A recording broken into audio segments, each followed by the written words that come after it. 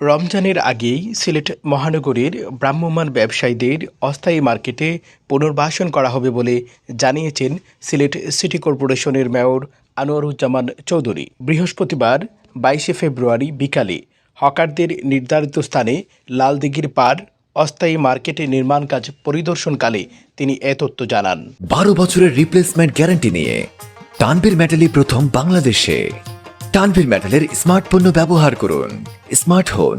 Mayor বলেন, এর আগে বহুবার হকারদের পুনর্বাসনের জন্য উদ্যোগ নেওয়া হলেও কার্যত কোনো কাজে আসেনি।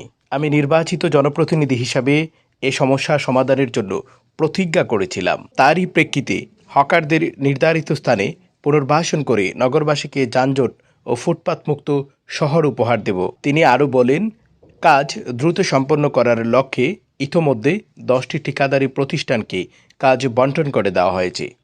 আশা করা যাচ্ছে কিছুদিনের মধ্যেই এই সমস্যার সমাধান হবে এবং সিলেটবাসীর দুর্ভোগ লাঘব হবে।